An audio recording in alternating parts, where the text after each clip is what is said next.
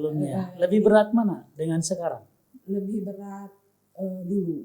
Kalau dulu kan pas sekolah tanggung jawab ya. Ya, Tanggung seorang stakeholder dan juga manajerial. Iya. Gitu. Terus Kalau kan sekarang hanya di tataran sebagai guru saja.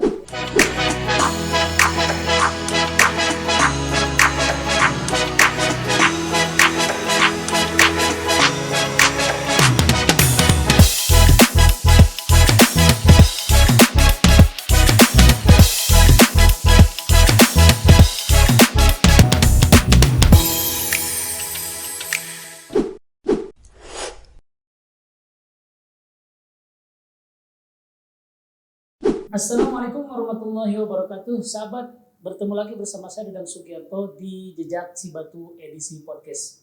Pada podcast kali ini, hari ini kita kedatangan narasumber. Insya Allah kita akan ngobrol bersama beliau. Baru kali ini kita mengundang narasumber perempuan ya. Dan di sini juga beliau sebagai guru P3K. Kita sapa, di depan saya adalah Bu Neng Anis Komaria Sutaria SPI SPD. Assalamualaikum Bu Neng. Waalaikumsalam warahmatullahi wabarakatuh. Kumaha damang Bu? Alhamdulillah. Alhamdulillah. Bu, sebelum nanti saya ke sekelumit kehidupan Ibu, saya mau nanya tentang sebelumnya nih. Saya mau tahu dulu identitas Ibu. Nama saya Anis. Ya. Saya lahir di Bandung, Pak. Lahir, tumbuh, besar di Bandung. Di Bandung. Iya. Tapi kalau lihat keturunan sih memang saya asli Garut sebetulnya. Oh iya. Ya. Cuman Ibu dan Bapak orang asli gak? asli Garut. Cuman ketika tahun 74 mereka ke Bandung karena pekerjaan. Jadi hijrahlah mereka ke kota Bandung dan lahirlah anak-anaknya. Dan saya anak pertama. Gitu. Oh iya, anak pertama. Terus Jadi saya dari mulai SD, SMP, SMA sampai kuliah saya di Bandung. Tapi sekarang alhamdulillah berkarir kembali ke Kabupaten Garut gitu. Oke Bu. Nah, itu kan hanya sekelumit lah tentang identitas. Ibu kan kalau saya lihat di biografinya yang Ibu sekarang ke saya, Ibu itu pernah kuliah di pertanian. Tetapi sekarang Ibu terus juga Ibu sebagai kepala sekolah dan sekarang menjadi guru P3K. Tolong dong diceritakan titik baliknya dari mana sih? Sebetulnya memang ketika harusnya mungkin ya pada umumnya kan orang tuh kan sekolah, kuliah, menikah, bekerja gitu ya. Tapi entah kenapa mungkin kalau dalam kehidupan saya banyak yang kebalik-kebalik Pak. Oh, terbalik-balik ya. Jadi ketika dulu saya kuliah di perikanan, memang dimulai dengan sesuatu yang saya awalnya merasa salah jurusan. Kenapa itu ambil perikanan? Apakah keinginan Ibu sendiri atau orang tua? Karena di tahun 95 saya daftar ke Unpad itu, di situ tertulis manajemen sumber daya perairan. Oh. Dan saya tidak tahu kalau itu perikanan gitu. Saya terjebak di situ, terjebak dengan kata-kata di sana. Iya. Karena memang pada tahun 95 itu pertama kali jurusan perikanan itu memang jadi prodi, jadi manajemen sumber daya perikanan, perairan. Ketika masuk, setelah tahu saya salah, saya tidak berusaha untuk lari dari situ.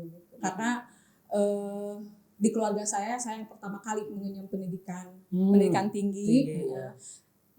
Saya masuk perguruan tinggi negeri di Bandung gitu kan. Iya. Jadi kan itu salah satu kebanggaan orang tua juga. Betul. Jadi ketika saya saat itu, apakah perguruan tinggi apa itu? Saya dari Unpad. Oh, Unpad. Ya. Jadi ketika merasa salah, saya masih punya nama besar Unpad gitu kan. Betul. Itu salah satu saya bertahan. Walaupun dengan segala konsekuensi bagaimana menjalani yang kita tidak suka. Betul. Ya. Tapi alhamdulillah bisa menyelesaikan meskipun pada saat itu sebelum lulus saya sudah menikah dulu gitu. Oh, jadi Jadi ketika mahasiswa sudah berumah tangga ya, Jadi sudah gini, dipinang orang ya. sebetulnya ya ini juga buat pelajaran juga buat kita semua gitu. Jadi ketika kita skripsi susah, jangan berharap langsung menikah gitu kan, seolah-olah menikah akan menyelesaikan masalah. Ya, tetapi terbalik. Jadi Setelah menikah tetapi skripsinya susah. ya, jadi memang ketika satu hal saja belum diselesaikan, bagaimana kita menyelesaikan hal yang lain gitu ya. Jadi ya buat anak muda janganlah kalau ketika skripsinya susah kepikiran langsung udah nikah dulu. Oh, Itu bukan solusi. Itu bukan solusi ya. Solusi. Berarti nikah di ketika semester terakhir. Semester terakhir. Jadi di akhir-akhir karena saat itu. Dan memang agak lama jadi semester, padahal IP saya udah cukup bagus. Cukup bagus. Ya.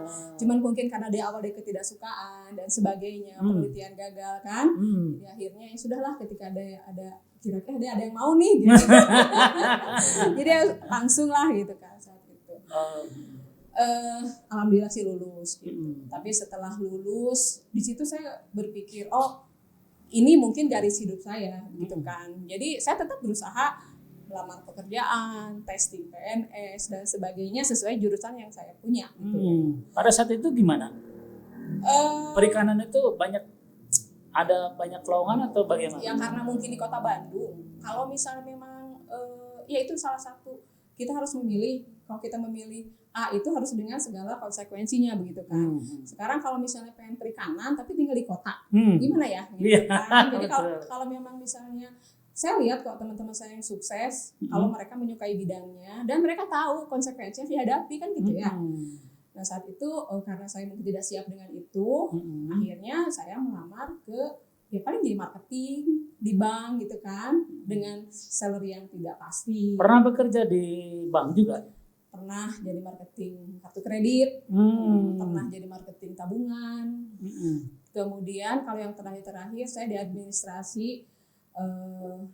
di perusahaan supplier baja. Supplier baja. Ya, jadi keuangan. Di situ sempat lah. Gitu. Itu masih tinggal di Bandung berarti? Masih tinggal di Bandung. Kemudian tetap saya saat itu saking masih berpikir positif bahwa oh perikanan ini mungkin dunia saya, cuma saya belum ketemu gitu kan. Betul. Saya testing di Provinsi Jawa Barat, di Departemen Kelautan Jakarta, kemudian pernah di provinsi yang lain juga testing. Cuma karena mungkin belum rezekinya dan memang mungkin bukan di situ gitu. Jadi ya tidak ada yang sampai ujung gitu. Tidak ada. Terus setelah ibu melamar ke sana kemari kemudian tidak ada, lantas titik balik ke Garut itu apa yang terjadi di sana? Nah itu ternyata Allah punya rencana yang baik. Ketika kita merasa ada satu fase dalam hidup kita, kita terpuruk, justru itulah jalan baru terbuka. Gitu. Jadi ketika saya ada sesuatu dengan di keluarga, kemudian saya memutuskan untuk hijrah kembali ke Garut, ke kota leluhur. Gitu. Ya, setelah itu mulailah, kan ketika pindah itu saya kan berpikir nggak mungkin dong saya hanya pindah saja begitu. Kemudian alhamdulillah ada jalan, saya masuklah jadi honorer di SD negeri. Di SD negeri mana? Di SD negeri 4 Mandalasari. Mandalasari, Kadungora. Oh iya. Gitu. Dan di situ mungkin karena sedikit banyak saya punya background dulu di Unpad lah gitu kan. Jadi ketika saya masuk lingkungan baru itu saya bisa langsung dipercaya jadi operator sekolah. Oh, jadi OP juga langsung? Ya, langsung. Oh. Kemudian kebetulan. Pada saat itu apa melamarnya OP atau guru kelas? Guru kelas. Cuman karena tiba-tiba, bukan tiba-tiba sih, cuman kan ada akreditasi, ada dan segala macam gitu. Mungkin saat itu saya terlihat bisa kerja.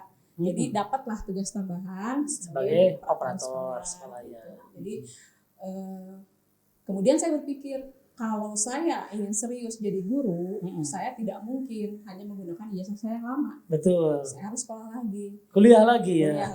Dan itu salah satu satu dukungan keluarga juga bahwa saya harus move on gitu. Ya, harus move on, Harus betul. move on, gitu.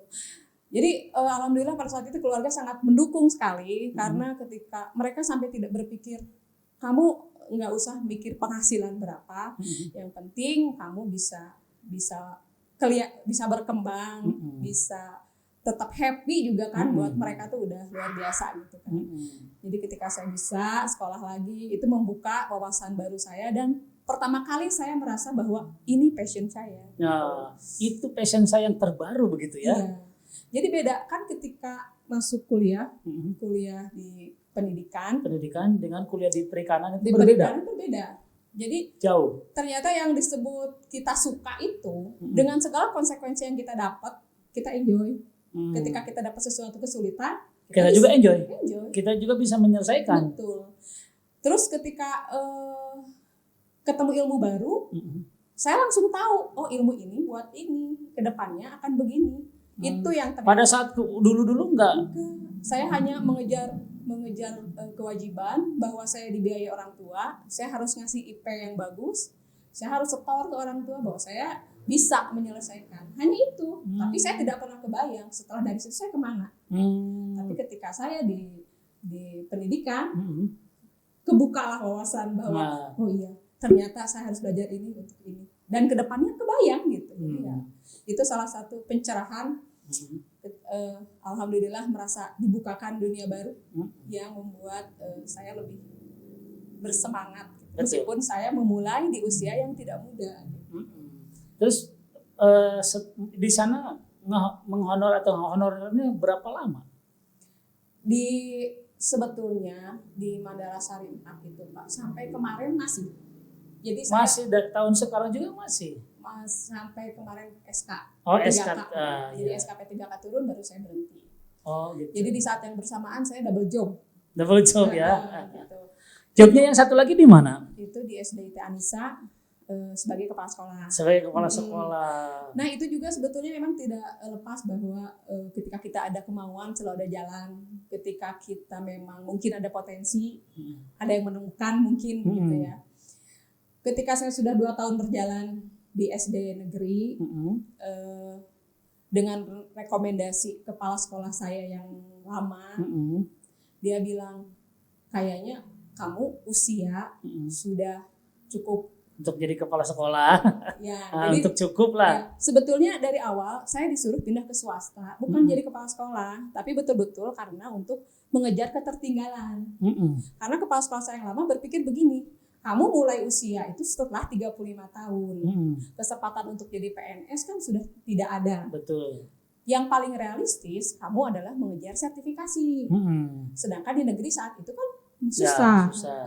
Jadi kebijakannya lagi tidak ke sana gitu kan. Dia menyarankan gimana kalau misalnya ibu ke swasta aja.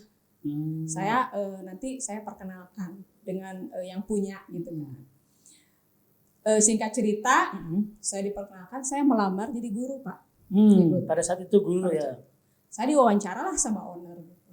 Entah kenapa atau memang nasib membawa ke sana. Ownernya langsung bilang gini, kamu kayaknya cocok jadi kepala sekolah gitu. Oh gitu, wah luar biasa. Jadi, dan kebetulan. Pada saat itu apakah di sana sudah ada kepala sekolahnya? Ada pergantian. Ada pergantian. Ada pergantian. Ya. Itu swasta berarti ya? Ya. SDIT atau bukan? SDIT. Oh, SDIT. Jadi saat itu dengan entah bagaimana memang awalnya saya juga sempat kaget. Kemudian saat itu ya langsung di SK. Langsung di SK, tapi dengan kondisi yang memang sekolahnya masih merintis. Jadi bukan sekolah yang sudah mapan. Betul. Gitu. Pada saat itu murid yang tercatat itu baru 60. 60 dari kelas 1 sampai kelas 6, sampai kelas 5. Oh, kelas 5 belum ada kelas 6. Belum ada kelas 6. Oh, iya. Jadi saat itu saya pas sekolah sekaligus ngajar juga. Jadi saya betul-betul plus jadi kelas sekolahnya plus ngajarnya juga. Dan 7 tahun saya di sana, alhamdulillah kemarin sudah hampir 200. Masya Allah. Ya, gitu. Jadi 7 tahun itu bukan waktu yang sebentar ya. Nah, di situ merintisnya luar biasa. Bisa diceritakan dong keluh kesahnya di sana itu. Jadi swasta itu Pak, kalau misalnya kita berbicara swasta di kota, kan seolah-olah swasta itu mapan ya Pak. Hmm. Ternyata kalau di daerah kita banyak sekolah-sekolah swasta itu Hmm. yang sebetulnya mengakomodir juga orang-orang kelas Kelas bawah ya. iya gitu. Malah ketika awal-awal saya jadi kepala sekolah di sana, kita sampai door to door nyari murid, Cari murid kemudian kita kasih seragamnya, gratis itu. tetap gratis, tidak ada bayaran, tidak ada SPP dan sebagainya. Tapi kalau sekarang sudah mulai ada. ada apa ya? Oke. Silakan teruskan. Jadi kalau dulu betul-betul kita sampai door to door. Jadi ketika di negeri itu diam aja murid datang. Kalau diam aja nggak akan mungkin punya murid. Tapi mungkin disitulah saya dilatih untuk bisa membuka semua peluang, membuka terus kemudian bagaimana caranya memperbaiki diri sendiri, sekolah gitu kan. Karena kalau punya sekolah kan seperti punya dagangan ya Pak ya. Yeah, kalau tidak punya nilai jual, kita tidak akan ada murid kan. Betul. Jadi penataan awal yaitu adalah penataan secara organisasi. Pasti saya atur kan bagaimana. Jadi pertama yang saya ini meng-hire guru. Karena ketika saat itu kan lebih bergengsi orang honor di negeri misalnya kan, ketika di swasta kita kesan dapat sisanya gitu. Iya, betul. Tapi saat itu saya menanamkan bahwa yuk kita belajar dimanapun kita berada, jadikan itu kendaraan buat kita lebih baik gitu kan. Jadi saya meng-hire anak-anak muda yang punya semangat. Jadi saya selalu bilang, yang penting kita semangatnya sama. Luar biasa. Jangan dulu dapat secara finansial dan sebagainya gitu ya. Ajang belajar. Misinya lumayan juga, mantap. Alhamdulillah. Terus sampai di 2 tahun terakhir ini, kemarin 2 tahun terakhir sebelum saya keluar ini Pak, sampai keluar SK. Sampai keluar SK ini, kita sampai sekarang menolak murid malah sekarang. Menolak murid karena kebanyakan. Karena luar biasa. Ketika misalnya orang pengen, saya kan realistis, betul. Ruangan kita punya segini, jadi sampai tahap itu dan sekarang sudah mulai berbayar. Berarti luar biasa, Ibu ini seorang manajerial yang menurut saya good banget. Karena 7 tahun Ibu mengelola di sekolah SD itu, sekarang sudah luar biasa muridnya 200 ya lebih, hampir 200 bahkan sekarang tidak menerima lagi karena kekurangan ruangan itu ya. Luar biasa menurut saya. Setelah itu bagaimana tuh? Nah, ya itu salah satu prinsip saya kan ketika dimanapun saya berada, saya harus bisa melakukan apa yang bisa saya lakukan gitu kan. Jadi selain saya meng-hire guru yang berkualitas, kemudian saya mensolidkan dulu di dalam. Kemudian kan ketika solid kita bicara ke guru betul-betul satu keluarga gitu ya. Kemudian setelah kita solid di dalam, alhamdulillah ada kesempatan untuk ikut testing sekolah penggerak gitu. Ketika ada tes sekolah penggerak itu, sebetulnya yang di otak saya cuman saya ingin mengetes kemampuan pribadi sebetulnya. Dan saya dengar katanya akan membawa efek positif ke sekolah gitu kan. Jadi saya ikut tes dan lulus. Tes gitu. Lulusnya sekolah penggerak atau guru penggeraknya? Sekolah penggeraknya. Jadi yang ditesnya kepala sekolah. Iya, kepala sekolahnya. Ya. Betul. Kepala sekolahnya dites, lulus. Memang alhamdulillah Pak di tahun 2020 sampai 2021 itu. Pas lagi Covid ya? Iya, Covid pas ke belakang akhir. Ada 3 hal besar yang saya ikuti. Apa tuh? 1 sertifikasi PPG. PPG, kemudian sekolah penggerak. P3K dulu. Kemudian sekolah penggerak. Berarti yang tadi katakan sekolah penggerak, berarti sudah P3K? Atau belum? Jadi masih testing dulu atau gimana? Jadi gini sebetulnya. Kan sebetulnya daftar P3K dulu. Daftar P3K dulu. Di bulan apa itu? Kalau P3K itu kalau nggak salah di awal tahun. Awal tahun 2021 ya. 21, Oke. Tapi kan P3K tuh dari mulai rekrutmen sampai SK tuh hampir 2 tahun Pak. Betul. Hampir 2 tahun kan. Ya. Sedangkan saya orangnya tipe yang saya harus menyelesaikan apa yang di depan gitu kan. Jadi ketika P3K saat itu masih lama. Tahap pertama kan Ya. memang gagal. Oh. Tahap pertama gagal kan, karena saat itu yang diambil yang sekolah induk kan. Ya, betul. Gagal. Ya saya ikut tes sekolah penggerak gitu. Ternyata ketika terakhir P3K itu betul-betul karena nasib yang membawa ke arah sana.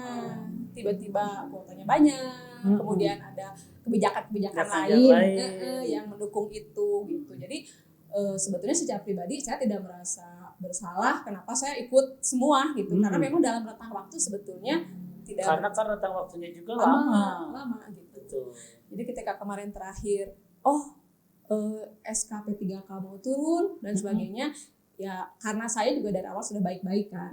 Saya mengkomunikasikan semua, baik ke yayasan, ke dinas semua. Jadi alhamdulillah sampai terakhir tidak ada masalah. Tidak ada masalah. Smooth ya gitu. Good job berarti. Nah, setelah Ibu mendapatkan SK, kemudian dengan sekolah yang lama ataupun yang sekolah yang di negeri itu bagaimana? Apa semuanya memang dilepaskan semuanya ya? Maksud saya itu sudah lama dilepaskan setelah Ibu kepala sekolah, yang SD yang berikutnya apakah yang belakangnya itu dilepaskan atau enggak? Jadi atau masih mengajar di negeri? Enggak. Jadi ketika SK turun semua selesai. Karena memang setelah ketika saya menguruskan segala macam ke dinas dan sebagainya, memang syaratnya SK turun. Ya. Jadi mereka mau menerima betul-betul datanya otentik, bahwa saya pindah bukan karena dan lain-lain. Pindahnya karena diangkat menjadi seorang P3K. Jadi kalau kata bahasa ada dosen saya di UPI bilang, ya mungkin pengabdian kamu sekarang yang harus lebih luas. Betul. Gitu. Jadi skopnya mungkin dikasih pengembangan. Ya. Pengembangan. Terus karena kan sekarang sudah menjadi seorang P3K ya. Jadi sekarang ditugaskannya di SD mana? Di SD 4 pada Suka. Cibatu. Berarti setiap hari dari sana ke sini dikejar ya berarti ya? Atau di sini? PP pulang pergi ya? Pulang pergi ya. 20 kilo, saya lihat di Google Maps sih 20 kilo. Luar biasa setiap hari. Berarti sehari 40 kilo. Masya Allah. Ini adalah seorang guru yang menginspirasi sebagian kecil ya. Karena banyak guru-guru kita juga yang tinggal di pedalaman. Itu sampai ribuan kilo. Betul, untuk sampai ke tempat dinasnya. Nah sekarang mau tanya. Adakah sebuah kisah yang menurut Ibu yang paling menyedihkan dan yang paling mengenakan? Sedikit aja. Jadi kalau buat saya sih sebetulnya saya orang yang alhamdulillah dikasih kemampuan untuk saya bisa cepat melupakan apapun sebetulnya. Move on. Jadi saya memang orangnya dari dulu ya sudahlah yang sudah. Gitu. Tapi mungkin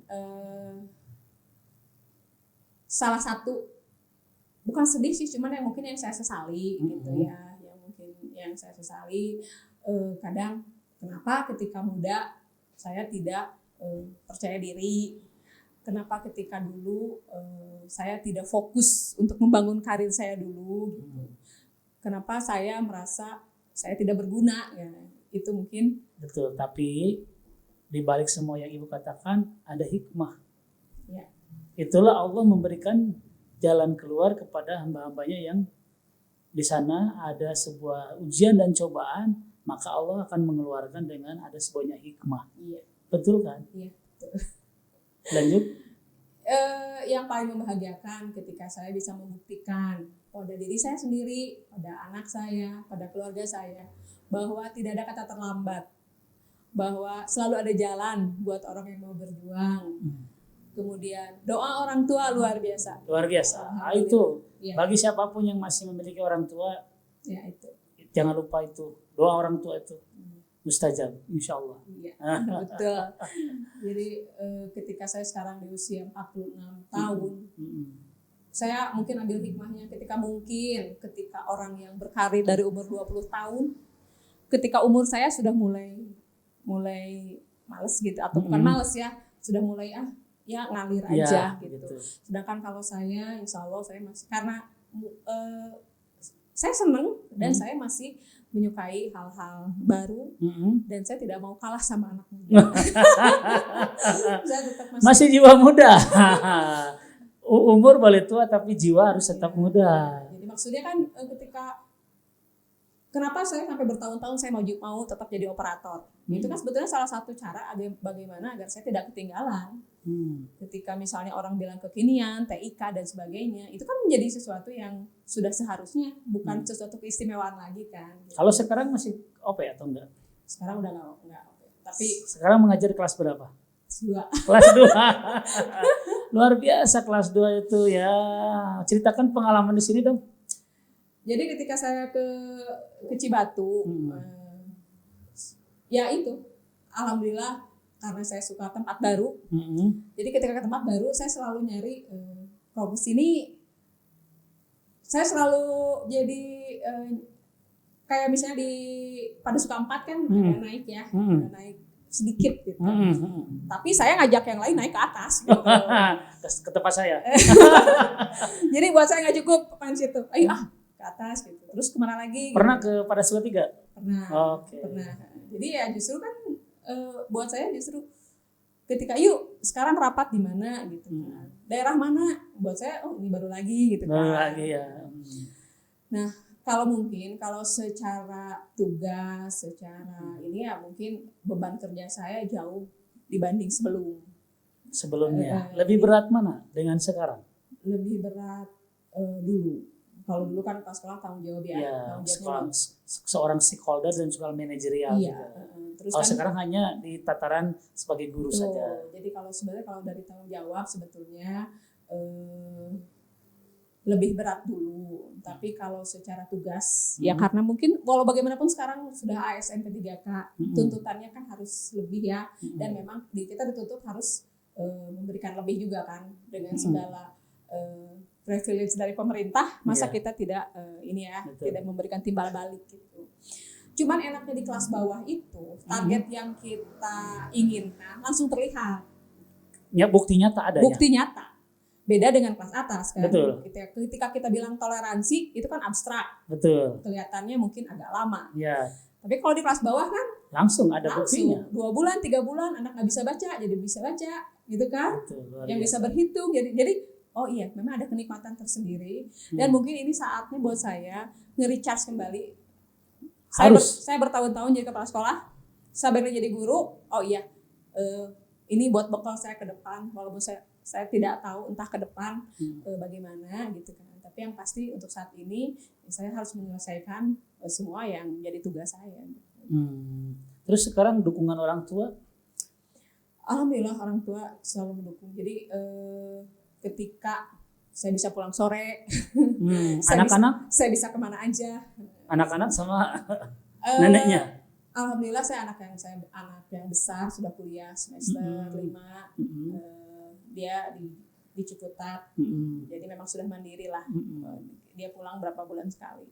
Kalau yang kecil SMP kan ada neneknya.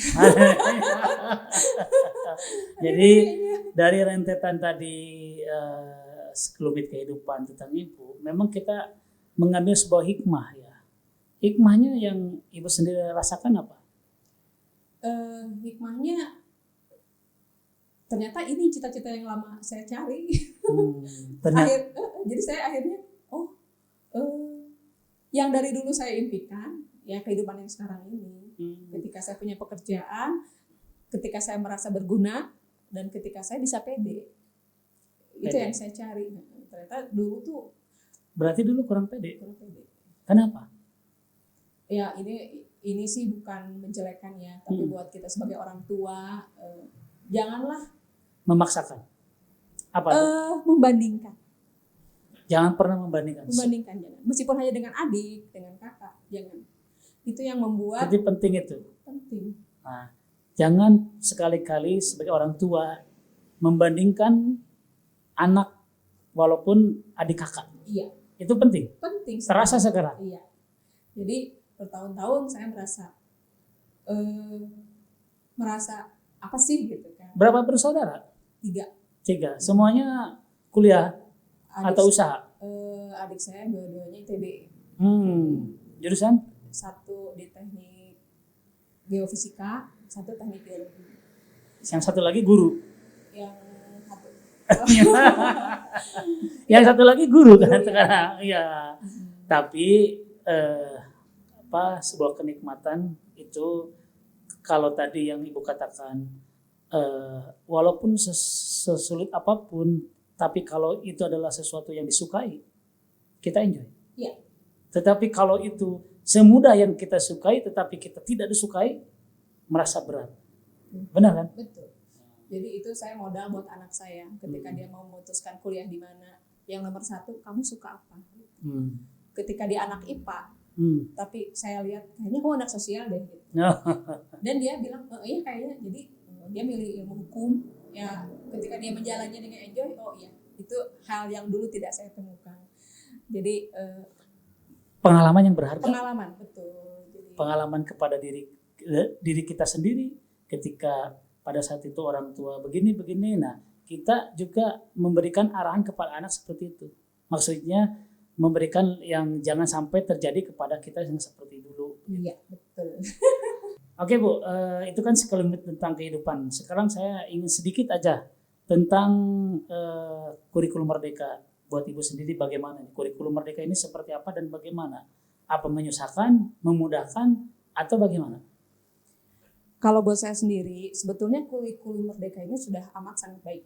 Amat sangat baik. Iya, karena lebih sederhana, kalau menurut saya lebih sederhana.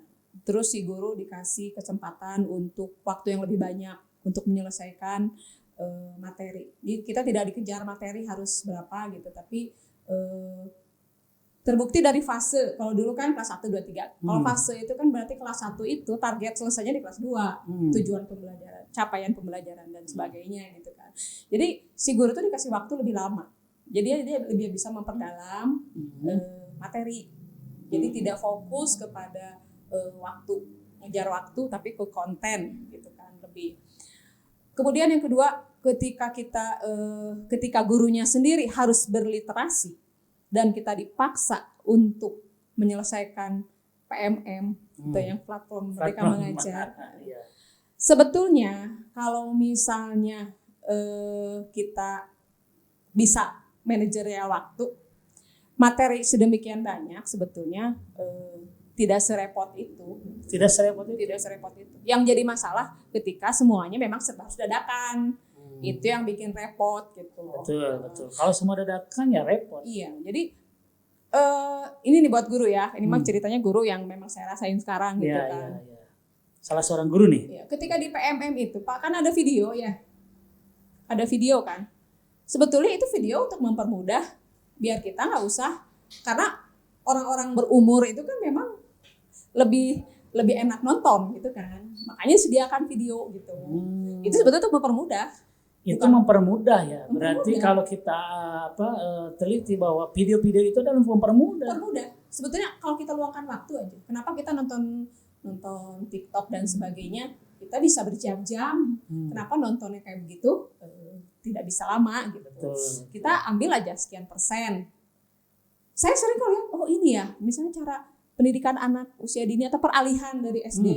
Dari TK, PAUD ke SD, peralihan dan sebagainya. Ada cara metodenya, cara mendekati anak. Sebetulnya keren banget. Gitu. Keren banget ya. Cuman karena kita belum kenal aja. Apakah itu perlu direvisi atau ditingkatkan atau dikurangi atau bagaimana? Kalau menurut saya pribadi, yang sudah ada sudahlah. Gitu. Tapi mungkin kita lebih memilih dan memilah sesuai kebutuhan. Jadi jangan dulu buka yang misalnya ini mah memang belum perlu gitu ya. Sesuai kebutuhan nih. Untuk kelas bawah. Yang diperlukan apa? Misalnya tentang numerasi, literasi, cara mengajarkan pembelajaran baca pertama. Itu kan sebetulnya seperti sepele. Betul. Tapi kan tidak semudah itu gitu. Betul. Jadi untuk sekarang sih menurut saya lebih bijak kalau memang kepala sekolahnya yang lebih mengatur gitu loh. Mengatur dalam jadi maksudnya gini, luangkan waktu gitu loh. 1 minggu yuk kita 2 jam bersama. Kita kerja kelompok nih, barengan. Berarti di situ ada sebuah planning. Kalau gitu sebagai kepala sekolah memplanningkan untuk bareng-bareng yuk, kerja bareng sama guru-guru. Iya. Begitu. Gitu. Jadi kalau kita bikin target misalnya 1 semester ini kita harus 3 lah. Jadi kalau kata orang Sunda mah tongarawu kusiku gitu. Kalau kusiku PMM itu aduh luar biasa kalau dikerjakan gitu. dengan sekaligus. Tapi kita enjoy dan dapat ilmunya, itu intinya. Yang penting mah dapat ilmunya gitu. Kalau sertifikat mah intinya bisalah ada yang ngerjain misalnya, yang lain konsep, yang ngerjain. Tapi ilmunya dapat gitu. Betul. Ketika kan nonton oh iya ya, nambah gitu. Kebanyakan kan berpikir sekarang itu waduh katanya sedikit juga riet. Sebetulnya nggak riet, kalau misalnya jangan. Karena apa? Karena tadi itu disekaligus kan. Kalau di step by step itu saya yakin juga insya Allah. Karena satu video tuh berapa menit kan nggak ya, lama. 3 menit lah, saya lihat 3 menit. Nggak lama-lama amat lah sebetulnya. Itu mungkin tanggapan dari Ibu tentang Kumer ya, Kurikulum Merdeka. Perlu dilanjutkan? Perlu, kalau menurut saya. Perlu ya, oke. Ya mudah-mudahan nanti kan ada pergantian presiden, mungkin juga ada pergantian yang lainnya, tetapi Kumer tetap dipertahankan. Iya, yang penting penyempurnaan mungkin. Nah, penyempurnaan suplemen lah ya. Jadi artinya nanti ada penyempurnaannya. Betul. Mungkin dari obrolan kita kali ini, kalau tentang pendidikan tadi itu hanya sedikit aja, secuil aja, karena Ibu juga seorang guru, jadi saya berbicara juga sedikit tentang Kurikulum Merdeka. Coba disimpulkan sama Ibu, hikmah atau kesimpulan dari Ibu yang harus Anda bicarakan. Dari keseluruhan. Yang saya ingin sampaikan ke semua bahwa satu adalah hidup ini ternyata skenarionya indah gitu. Jadi ketika kita dapat kesulitan, selalulah optimis bahwa di balik kesulitan itu pasti ada kemudahan gitu. Dan saya ingin memberikan semangat kepada rekan-rekan yang saat ini mungkin terpuruk, lagi sedih, lagi merasa tidak berarti. Ternyata dunia itu masih luas gitu ya. Jadi carilah jalan yang dan yang paling penting itu lakukan yang bisa dilakukan. Ketika kita sudah memulai langkah awal, biasanya barulah terbuka langkah berikutnya. Tapi ketika tidak melakukan langkah awal, ya tidak akan terjadi apapun gitu. Jadi saya ingin menyemangati kepada apalagi sekarang kan banyak yang sampai bunuh diri, sampai merasa kesehatan mentalnya terganggu. Ya kita kembali ke mindset bahwa kita tuh berharga. Dan yang bisa membahagiakan diri sendiri ya diri kita. Tapi ketika kita sudah bahagia, kita sudah bisa sesuatu, orang terdekat kita akan merasakan gitu. Energi positif itu menyebar. Itu saja. Kita ambil kerucutkan kesimpulan, seindah apapun keinginan kita belum tentu sesuai dengan yang Allah harapkan. Ketika kita ada kesulitan, di situ pasti ada kemudahan. Dan Allah akan munculkan kepada orang-orang yang sabar, dan orang-orang yang di sana itu terdolimi, maka Allah akan memberikan jalan yang terbaik. Saya yang bertugas Dadang Sugiarto dan bintang tamu kali ini adalah Ibu Anis. Mudah-mudahan kita bertemu lagi di video dan podcast berikutnya. Saya tutup. Assalamualaikum warahmatullahi wabarakatuh. Waalaikumsalam warahmatullahi wabarakatuh.